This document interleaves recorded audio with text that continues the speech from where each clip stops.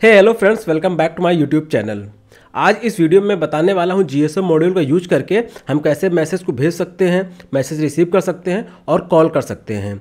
अगर आप मेरे इंग्लिश चैनल को फॉलो करते हैं टेक्नो लैब क्रिएशन को, तो मैंने कुछ साल पहले सेम टॉपिक पे वीडियो बनाया था जिसमें बताया था कि जीएसएम मॉड्यूल का यूज करके हम कैसे मैसेज को भेज सकते हैं, रिसीव कर सकते हैं और कॉल कर सकते हैं। मैंने उसमें ज़्यादा चीज़ें डिटेल में नहीं बताई थी कि कौन सा सिम यूज कर सकते हैं, क्या पावर सप्लाई होना चाहिए और जो वो पर्टिकुलर कोड था वो कौन कौन से जीएसएम मॉड्यूल में यूज कर सकते हैं, और जिसकी वजह से उस वीडियो में लगभग 1000 कमेंट आ गए थे। तो इस वीडियो में सब कुछ डिटेल में बताने वाला हूं कि कौन सा सिम कार्ड यूज कर सकते हैं, 2G यूज कर सकते हैं, 3G 4G 5G कौन सा सिम कार्ड यूज कर सकते हैं, हमें कौन सा पावर अडाप्टर यूज करना है, कितनी पावर सप्लाई देना है, कि कितना करंट है, कितना वोल्टेज है, और साथ में जो कोड है, जो कोड हम यूज करते हैं जिसमें AT कमांड के थ्रू हम मैसेज भेजते हैं, रिसीव करते हैं, कॉल करते हैं, वो कोड को हम कहाँ कहाँ यूज़ कर सकते हैं। मतलब जैसे कि एक हमारा सिम 900A GSM मॉड्यूल है, सिम 800L है, ऐसे कई सारे GSM मॉड्यूल अवेलेबल है मार्केट में। तो वो सारे कोड हम कहाँ कहाँ यूज़ कर सकते हैं सब कुछ मैं डिटेल में बताऊँगा, और साथ में AT कमांड को एक्सप्लेन करूँगा कि AT कमांड होता क्या है, AT कमांड का यूज करके डिफरेंट एक्शन हम कैसे परफॉर्म कर सकते हैं, AT कमांड कहाँ कहाँ यूज होता है, सब कुछ डिटेल में बताने वाला हूं मैं इस वीडियो में। तो वीडियो को स्टार्ट करने से पहले मैं यहां पे नेक्स्ट पीसीबी के बारे में बताना चाहता हूं। नेक्स्ट पीसीबी हाई क्वालिटी और रिलायबल पीसीबी प्रोडक्शन के लिए जाना जाता है, और जो इनका मैन्युफैक्चरिंग प्रोसेस है उसमें हाई एंड मटेरियल्स और इक्विपमेंट यूज होते हैं, जैसे ताइवान के इलेक्ट्रोप्लेटिंग लाइन्स और जर्मनी के फ्लाइंग प्रोब टेस्टर्स, जिसकी वजह से ड्यूरेबल और एफिशिएंट पीसीबी प्रोडक्शन होता है नेक्स्ट पीसीबी में। नेक्स्ट पीसीबी से पीसीबी ऑर्डर करना बहुत ही आसान है। सबसे पहले हमें यहाँ पे पीसीबी कोड पे क्लिक करना है, इसके बाद हमें यहाँ पे अपना गर्बर फाइल अपलोड कर देना है। यहाँ पे नेक्स्ट पीसीबी सारे पैरामीटर्स ऑटोमेटिकली सेट कर देता है, बस हमें यहाँ पीसीबी क्वांटिटी और कलर मास्किंग सेलेक्ट करना होता है। अगर आपको कोई स्पेशल रिक्वायरमेंट है तो आप यहाँ से रिक्वेस्ट कर सकते हैं। इसके बाद हमें यहाँ अपना ईमेल ऐड करके ऐड टू कार्ट पे क्लिक कर देना है, और बस हमारा ऑर्डर कंप्लीट। और जो इनका डिलीवरी टाइम है वो भी काफ़ी बढ़िया है। अगर हम यहाँ पे फास्टेस्ट डिलीवरी ऑप्शन सेलेक्ट करते हैं तो हमारी जो पीसीबी है 4 से 5 दिन में डिलीवर हो जाएगी हमारे घर पे। 7 दिन के बाद पीसीबी मेरे पास आ गए इस रेड एंड व्हाइट बॉक्स में। बॉक्स देखने में बहुत ही सुंदर है और पैकेजिंग भी बहुत अच्छी है। पीसीबी की क्वालिटी बहुत ही प्रीमियम है, और shoulder pad, silk screen, tracing बहुत अच्छे तरीके से हुई है। और पीसीबी के साथ ये पीसीबी रूलर भी गिफ्ट में मिला है, और इस पीसीबी रूलर में पीसीबी डिजाइनिंग से रिलेटेड बहुत सारे इन्फॉर्मेशन अवेलेबल हैं। एक बात और, next PCB free assembly service provide कर रही है। किसी भी तरह का सेटअप फी, असेंबली फी या ऑपरेशन फी कुछ भी नहीं, टोटली फ्री। बस यहाँ आपको पीसीबी और कंपोनेंट्स की पेमेंट करना है बस। तो आप अपने फ्यूचर पीसीबी प्रोजेक्ट्स के लिए नेक्स्ट पीसीबी को कंसीडर कर सकते हैं। लिंक नीचे डिस्क्रिप्शन में मिल जाएगा। So what is AT command?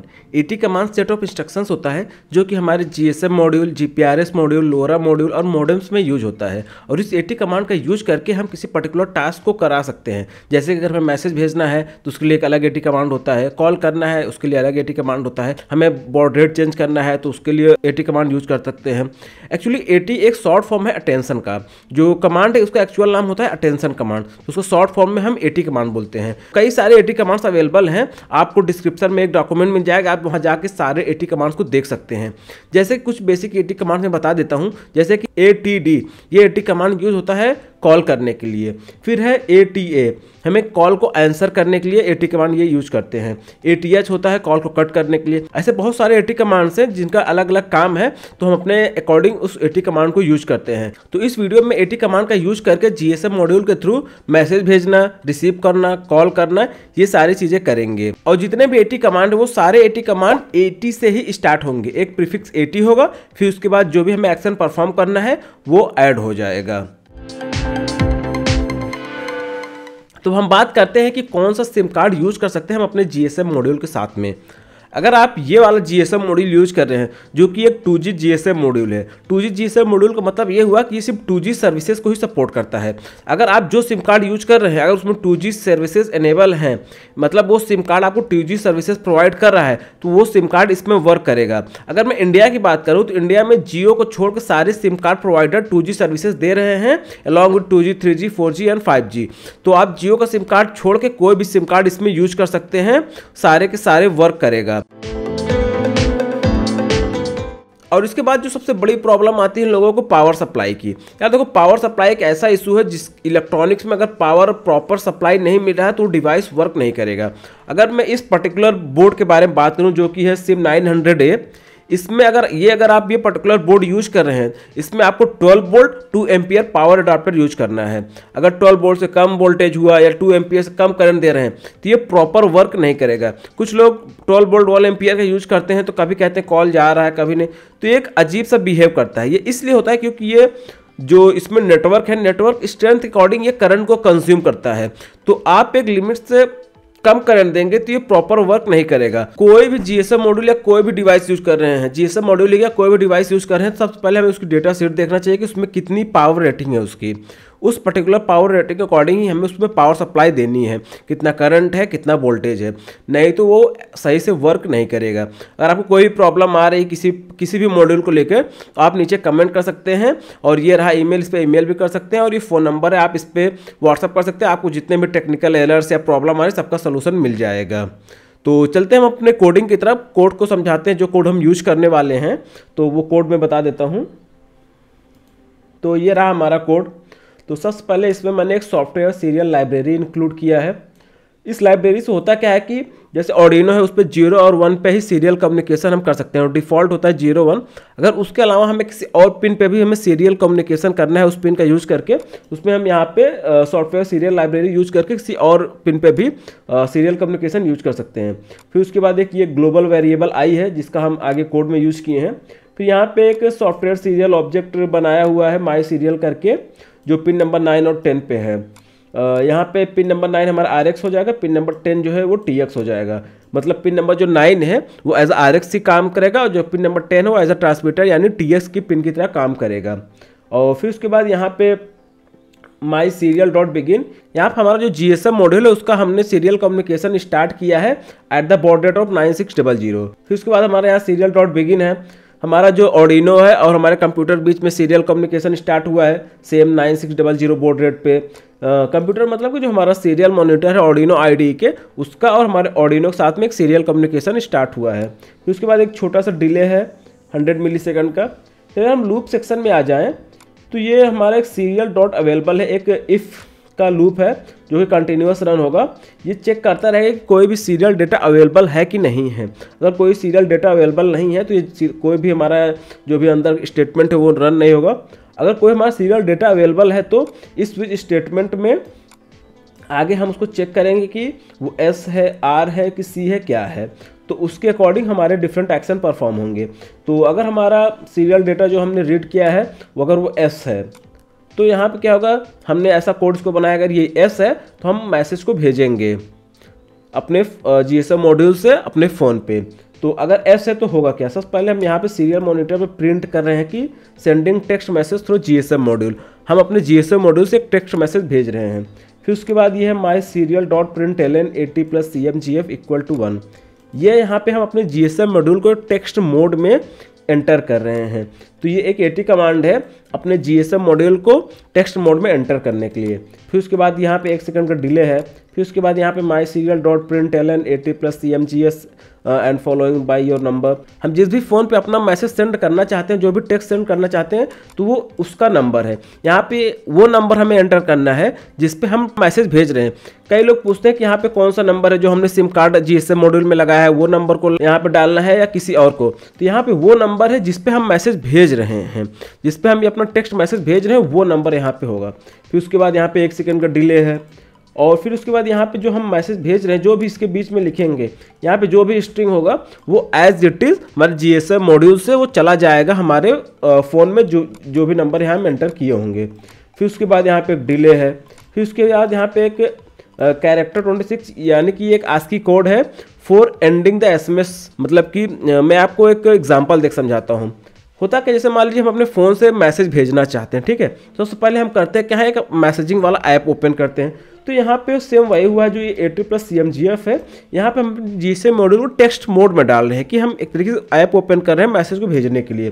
फिर उसके बाद हम नंबर एंटर कर रहे हैं। हम अपने मोबाइल में कि जिसको मैसेज भेजना है उसका नंबर एंटर करते हैं। तो सेम यहाँ पर नंबर एंटर हुआ है। फिर उसके बाद जो भी हमें मैसेज भेजना है वो टेक्स्ट एंटर करते हैं। तो यहाँ पर मैंने लिखा hello from 4G LTE module. आप यहाँ पे कोई भी मैसेज लिख सकते हैं, वही सेंड होगा। तो यहाँ पर हमने मैसेज लिखा है और फिर हम मैसेज भेजने के बाद मोबाइल में क्या करते हैं, क्या है कि वो जो हमारा मैसेजिंग ऐप उसको कट कर देते हैं। तो वैसे यहाँ पे ये है myserial.println, ये एक एस की कोड है, कंट्रोल Z इसको बोलते हैं। इसका मतलब होता है कि अब हमारा जो SMS मोड है वो एंड हो गया है। तो यहाँ पे डिले दे दिया है और इस जो स्विच स्टेटमेंट है इसको हमने यहाँ पे ब्रेक कर दिया है। फिर उसके बाद अगर हमारा केस R है, यानी कि हमारे सीरियल मॉनिटर से हमें एक सीरियल डाटा R मिलता है, तो जो स्विच स्टेटमेंट है वो ये जो हमारा इंस्ट्रक्शन है इसको एग्जीक्यूट करेगा। R मतलब हमें मैसेज रिसीव करने के लिए यहाँ पे हम R का यूज किए हैं। यहाँ पे myserial.println 80+ CNMI = 2,2,0,0,0। तो ये जो पर्टिकुलर 80 कमांड है, इससे ये होता है कि हमारा जो GSM मॉड्यूल है वो मैसेज रिसीव करने के मोड में आ जाता है। हम कोई भी लाइव मैसेज अपने फ़ोन से GSM मॉड्यूल को भेजेंगे तो ये रिसीव कर लेगा। तो इसमें बस इतना ही, इसमें ज़्यादा और कुछ नहीं है। फिर उसके बाद एक केस C है। केस C मतलब कि हमें कॉल करना है। अगर हम अपने GSM मॉड्यूल से अपने फ़ोन पे कॉल करना चाहते हैं तो हम यहाँ पे C एंटर करेंगे। तो यहाँ पे मैंने डिफरेंट कंडीशन लगा दिया है कि S यूज करेंगे मैसेज को सेंड करने के लिए, R यूज करेंगे मैसेज को रिसीव करने के लिए, C यूज करेंगे कॉल करने के लिए। आप कोई भी तरीका यूज कर सकते हैं। यहाँ पे जैसे केस मैंने C बनाया, आप यहाँ पे एक पुश बटन लगा दीजिए। पुश बटन को प्रेस करेंगे, वो कंडीशन एग्जीक्यूट होगी और हमारा कॉल हो जाएगा। तो एक्चुअली करना क्या है, जब भी हमारा वो कोई पर्टिकुलर 80 कमांड एग्जीक्यूट होगा तो वो एक्शन हमारा परफॉर्म हो जाएगा। हम यहाँ पे इस कंडीशन को यूज करके अपने एक्शन को परफॉर्म कर रहे हैं। तो यहाँ पे जो मैंने ग्लोबल वेरिएबल आई डिफाइन किया था वो यहाँ पे यूज हो रहा है। उसको हम यहाँ पे इसलिए यूज कर रहे हैं ताकि हमारा जो GSM मॉड्यूल बार बार कॉल ना करे, एक बार कॉल करने के बाद वो लूप रुक जाए।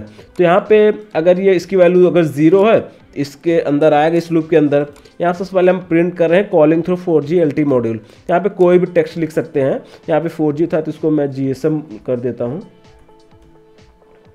और कॉलिंग थ्रू GSM LTE नहीं होगा, LTE मॉड्यूल, GSM मॉड्यूल, ठीक है। फिर उसके बाद 1 सेकंड का डिले है। फिर उसके बाद ये 80 कमांड है। मैंने आपको स्टार्टिंग जैसे बताया था कि ATD यूज होता है कॉल करने के लिए, और उसके बाद हमें अपना नंबर दे देना है। तो यहाँ पे क्या होगा कि हमें जो भी यहाँ नंबर हम एंटर करेंगे उस पर हमें कॉल चली जाएगी, और सिर्फ कॉल जाएगी और कुछ होगा नहीं। कि कोई रिसीव भी करता है तो कोई बात या कुछ नहीं, क्योंकि इसमें कोई माइक या कोई स्पीकर नहीं लगा है, तो बाद में सिर्फ कॉल जाएगा। फिर उसके बाद हमने यहाँ सीरियल मॉनिटर पर प्रिंट किया है कॉलिंग दिस नंबर। तो ये बस अपने एक रेफरेंस के लिए सीरियल मॉनिटर पर प्रिंट हो जाए, हमें एक पता चल जाए कि हमारा कॉल हो गया है, तो उसके लिए यहाँ पे है। फिर उसके बाद 1 सेकंड का डिले है, और फिर उसके बाद ये आई वेरिएबल को हमने इंक्रीमेंट कर दिया है ताकि हमारा कॉल बार बार ना जाए। और फिर जैसे ही ये लूप एंड होता है, हमने फिर से इसको i = 0 कर दिया है, ताकि फिर से अगर हमें C रिसीव हो तो हमारा फिर से ये कॉलिंग वाला एक्शन परफॉर्म हो। फिर उसके बाद यहाँ पे हमारा जो स्विच स्टेटमेंट का था उसको हमने यहाँ ब्रेक कर दिया लूप को। और फिर यहाँ पे सेम हम यहाँ पे चेक कर रहे हैं अगर कोई डेटा अवेलेबल है तो यहाँ पे प्रिंट हो जाए। अगर हम चाहें तो ये लाइन को हटा भी दें, उससे कोई मतलब नहीं है। बस ये ऐसे है, कोई अगर इन लूप के अलावा, इनके स्टेटमेंट के अलावा कुछ भी GSM मॉड्यूल से कुछ आता है तो यहाँ वो प्रिंट हो जाए। तो ये सिंपल सा कोड था। तो हमारे कोड में बस इतना ही एक्सप्लेनेशन पार्ट था। कोड को अपलोड करने से पहले मैं एक बात और बता देना चाहता हूँ। कई लोग कमेंट करते हैं कि हमारा कोड भी सही है, कनेक्शन भी सही है, पावर सप्लाई भी सही है, सिम कार्ड भी हमने सही यूज किया है, लेकिन फिर भी ये वर्क नहीं कर रहा है। तो प्रॉब्लम आती कहाँ है? तो मैं बताता हूँ कि कोड अपलोड करने से पहले जो हमारा GSM मॉड्यूल है उसको हमें उसमें सिम लगाना है, पावर सप्लाई लगाना है, ऑर्डिनो के साथ कनेक्ट करना है, ठीक है। फिर उसके बाद हमें वेट करना है टिल हमारा जो GSM मॉड्यूल है वो नेटवर्क से रजिस्टर्ड होने के लिए। अगर वो एक बार नेटवर्क से रजिस्टर्ड हो गया तो उसके बाद हमें कोड को अपलोड करना है, वो स्मूथली वर्क करेगा। तो सबसे पहले हम कनेक्शन कर लेते हैं। आपको कनेक्शंस करने हैं इस सर्किट डायग्राम के अकॉर्डिंग, और ये सर्किट डायग्राम आपको डिस्क्रिप्शन में मिल जाएगा एज यूजुअल।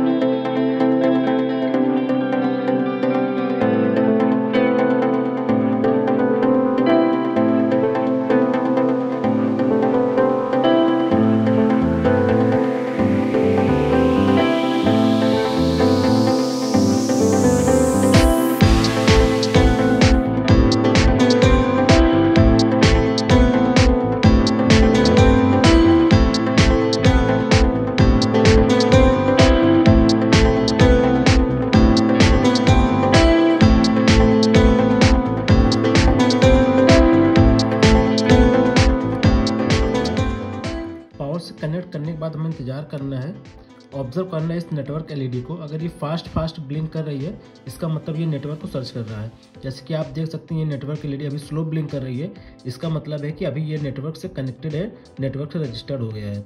तो अब हम कोड अपलोड करेंगे और कोड अपलोड करने के बाद ये वर्क करेगा। सो मैं अपने ऑर्डिनो को अपने कंप्यूटर से कनेक्ट करता हूँ।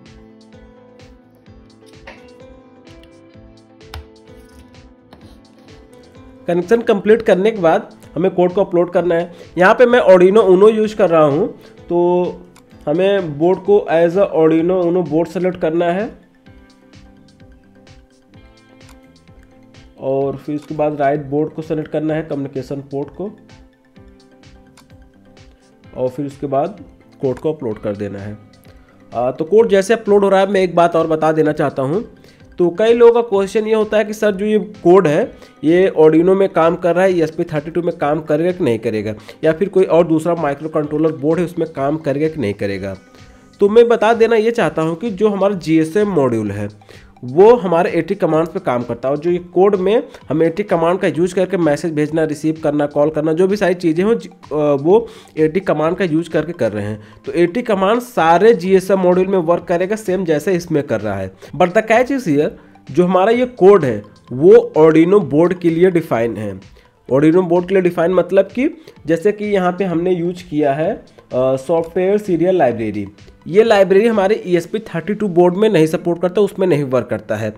तो वहाँ पे हमें किसी दूसरे लाइब्रेरी को, और लाइब्रेरी हमें वहाँ यूज ही क्यों करना है, क्योंकि हमें वहाँ पे मल्टीपल सीरियल कम्युनिकेशंस के लिए पिन मिल जाती है। तो हमें वहाँ पे उस पिन्स को डिफाइन करके यूज कर सकते हैं।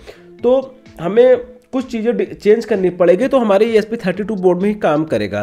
कहने का मतलब ये है कि ये जो कोड है ये ऑर्डिनो बोर्ड्स के लिए लिखा गया है, जैसे कि ऑर्डिनो ऊनो हो गया, ऑर्डिनो मेगा हो गया, ऑर्डिनो नैनो हो गया, इन सारे बोर्ड पे ये परफेक्टली काम करेगा। अगर आपको ESP32 बोर्ड में यूज करना है या फिर किसी और माइक्रो कंट्रोलर में यूज करना है तो इसमें थोड़ा सा चेंज करके उसकी कंपैटिबल बनाना है और ये कोड उसमें भी परफेक्टली वर्क करेगा। अगर आपको ESP32 के साथ यूज करना है आप कमेंट करिए, मैं उसके लिए भी कोड बना दूंगा। इनफैक्ट मैं एक डेडिकेटेड वीडियो भी ला दूंगा कि ESP32 के साथ इसको कैसे यूज करना है और उसके साथ कैसे कनेक्शन करना है।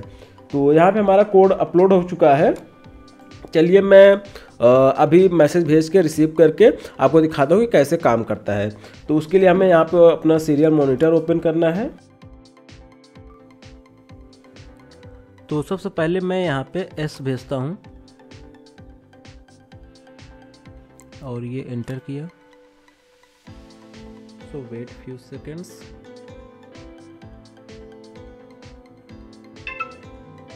यस, यहाँ पे हम मेरे GSM मॉड्यूल से यहाँ पे एक hello from GSM module text message आ चुका है। अभी मैं आपको कॉल करके दिखाता हूँ। तो कॉल करने के लिए हमें यहाँ पे C एंटर करना है। मैंने C प्रेस किया, देन एंटर।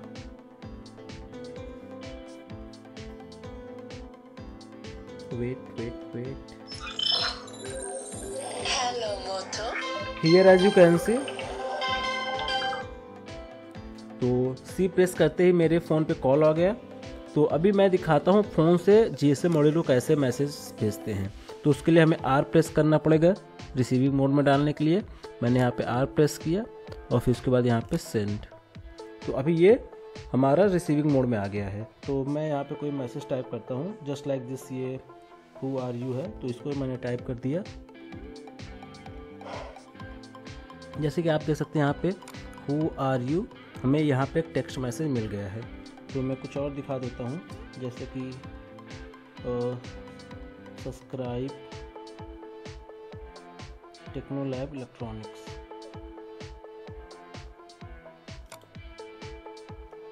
यहाँ पे आ गया हमारा सब्सक्राइब टेक्नोलैब इलेक्ट्रॉनिक्स। तो हम मैसेज भी रिसीव कर ले रहे हैं। तो मैं आपको एक बार फिर से सारा कुछ दिखा देता हूँ। मैंने यहाँ पे S मैंने एंटर किया,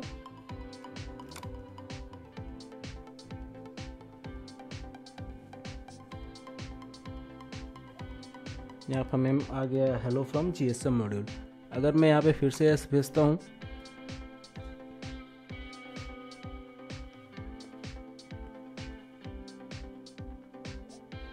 यहाँ पे हमें फिर से आ गया हेलो फ्रॉम GSM मॉड्यूल। मैं एक बार आपको फिर दिखाता हूँ। C इधर मैं कॉल करने के लिए मैं C प्रेस करता हूँ, देन सेंड।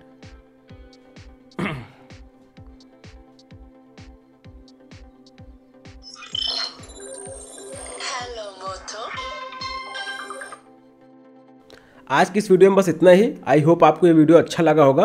अगर अच्छा लगा है तो चैनल को सब्सक्राइब करिए, वीडियो को लाइक करिए और अपने दोस्तों के साथ ये वीडियो शेयर करिए ताकि उनको भी कुछ नया सीखने को मिले। तो मैं बता देना चाहता हूं कि अपने आने वाले वीडियो में मैं इस जीएसएम मॉड्यूल का यूज करके बहुत सारे प्रोजेक्ट बनाने वाला हूं, जैसे कि होम ऑटोमेशन सिस्टम, मैसेज को भेज के कैसे हम अपने घर के अप्लायंसेस को कंट्रोल कर सकते हैं, कॉल कर कैसे कर सकते हैं, एक लोकेशन ट्रैकिंग सिस्टम में बनाने वाला हूं और साथ में ही 4G LTE मॉड्यूल जो मैंने खुद का डिज़ाइन किया है, इससे भी रिलेटेड मैं प्रोजेक्ट लाने वाला हूं। जैसे इसका यूज़ करके हम कुछ एडवांस प्रोजेक्ट बना सकते हैं, जैसे कि इसका यूज करके हम इंटरनेट कैसे यूज कर सकते हैं अपने ऑर्डिनो के साथ में। हमारे पास अगर वाईफाई नहीं है तो हम एक सिम कार्ड लगा के 4G LTE मॉड्यूल में कैसे हम इंटरनेट कनेक्टिविटी को यूज कर सकते हैं। तो ये सारे वीडियोस आने वाले हैं। अपने किसी नेक्स्ट वीडियो में मिलते हैं। Till then bye bye.